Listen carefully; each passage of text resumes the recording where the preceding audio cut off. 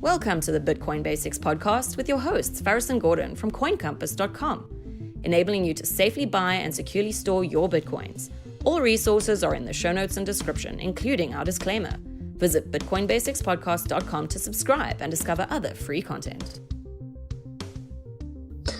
Hi, everyone. Welcome to part 2 of our Buying Bitcoin series. So in part 1, we gave you a very, very brief summary of buying Bitcoin. This episode here, we're going to look at storing Bitcoin. And just a reminder, this is actually resource heavy, but we're going to keep this one short and sweet.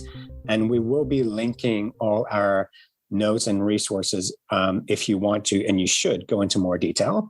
So I'm Faris, and I'm here again with Gordon. Now, Gordon, how does one store Bitcoin? But before you do that, I want you to tell our viewers and listeners, what is the difference between renting Bitcoin and buying Bitcoin?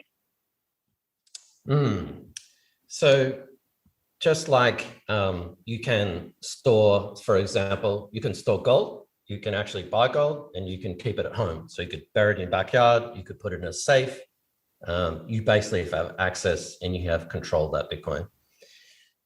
Renting gold would be the same as, say, for example, buying gold and then leaving it with the gold dealer or leaving it with the shop that you bought it from. Why would you do that? I don't know. So the same thing with Bitcoin. You can rent Bitcoin, which is buying Bitcoin on an exchange, a popular exchange, and you could just leave it there. But of course, you don't really own that Bitcoin. Why? Because that business or that company can basically do whatever they want with it. They could loan it out. They could use it for their own capital or to run their own business, whatnot. And if they went bankrupt or they got hacked, then basically you've lost all your Bitcoin. So what do you do once you purchase Bitcoin on an exchange, Gordon? And it doesn't have to be a popular exchange. It can be any exchange. Yeah, so you've got to stop renting Bitcoin. Don't leave it on an exchange. You need to actually take what we call full custody, own your Bitcoin by withdrawing it from the exchange. And there are several solutions available. And you could, for example, use something which is called a hardware wallet, which is like a little USB. You could use a piece of software on your mobile phone, a Bitcoin wallet on there. But the important part is you need to use some kind of Bitcoin wallet that you fully own and control. So the vocabulary is what we call a non-custodial wallet, which means a third party is not in control of your Bitcoin. So essentially, when you buy Bitcoin on an exchange, the exchange has control of your private keys. And we won't go into detail explaining what private keys are, but we will provide a link to that. But it's something, if you're getting into Bitcoin, you will hear. So private keys is what allows you to control your Bitcoins. And if you're buying Bitcoins on exchange, the exchange has your private keys. You want to be in control of your private keys, and you can do so by moving them into a Bitcoin wallet. Do you recommend any particular wallets, be they, like you say, the hardware wallets, which is a USB, a mobile wallet, or a desktop wallet? Do you recommend any specific one? I do. And the annoying answer is it depends. But before I get to that, the analogy of a Bitcoin wallet is basically a password manager. So a password manager sort of stores all your passwords. And that password manager might have really complicated passwords, very long, 20 characters. You can't remember it, but basically that's what a password manager does for you. A Bitcoin wallet does the same thing. It generates Bitcoin addresses, and it generates what Faris just mentioned, private keys. And those private keys are kind of like your passwords in order for you to spend your Bitcoin. So whether it's a mobile wallet or a hardware wallet, you need to use a wallet, Bitcoin wallet, that is like a password manager, but is what we call this non-custodial. So if you leave your Bitcoins on an exchange like Coinbase or Kraken or Bitstamp or basically any exchange, it's like storing your password manager with that business, and they can actually have access to all your passwords. So that sounds insane. That sounds crazy. Why would you do that? But that's what you're doing when you're leaving Bitcoin on your exchanges. If you enjoyed this podcast, please subscribe, like, and share so we can find others like yourself. So many times people say, oh, Bitcoin was hacked. Bitcoin itself was not hacked. Exchanges get hacked. And if your Bitcoins or your Satoshis are on that exchange, you've lost them. So it wasn't the Bitcoin blockchain that was hacked. It was the exchange. And that's why we recommend, and our business model is to help people have full custody of their own Bitcoins by getting your private keys off of exchanges and into these wallets. And as Gordon just said, these wallets depend on your usage. If you're moving your Bitcoins or Satoshis around on a daily basis, you look at a mobile wallet. If it's for long-term storage, you're looking at a hardware wallet. Is that fair to wrap it up that way, Gordon? To summarize it like that?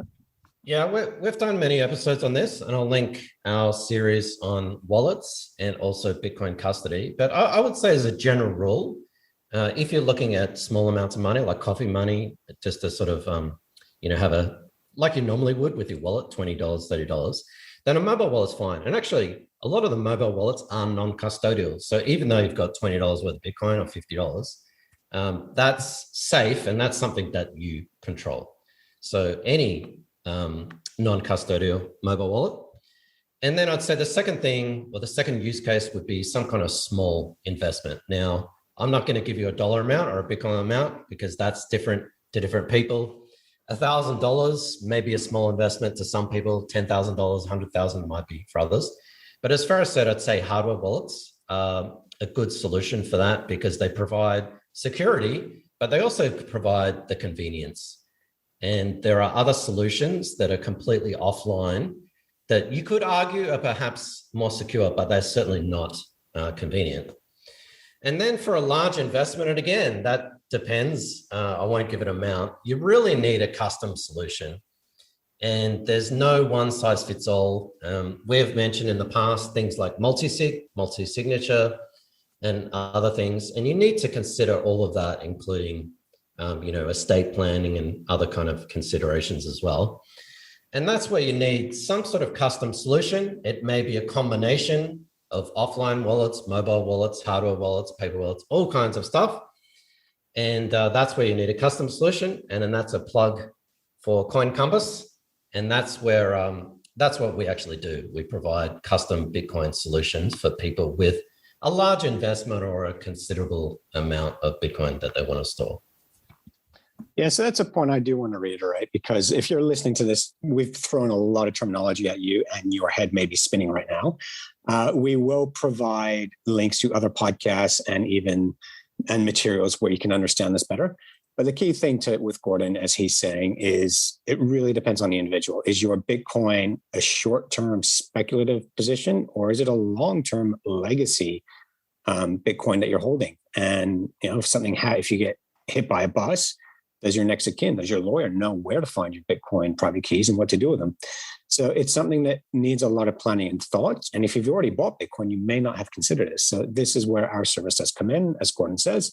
So Gordon, if people want to find out more about this part 2, how to stop renting Bitcoin and actually store them, where do they go? Well, of course, they can always subscribe and like and share at bitcoinbasicspodcast.com. But if you have a considerable, or what you would consider a considerable investment, you really do need a custody solution for your Bitcoin. So head across to coincompass.com and contact us. And Faris, I will not be linking to different podcasts and their episodes. I'll be linking to our podcast and our episodes. And we actually just did an episode with Anthony Park, New York attorney, where we actually went into estate planning and, what happens to your Bitcoin and that kind of thing. So that's all I have, Faris. Any other thoughts or questions?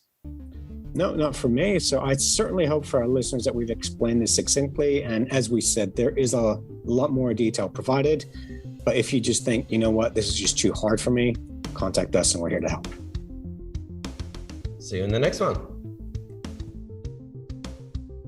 Thanks for watching or listening.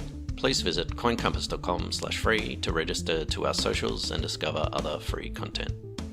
Subscribing, liking, and following helps this content remain ad-free. Until next time.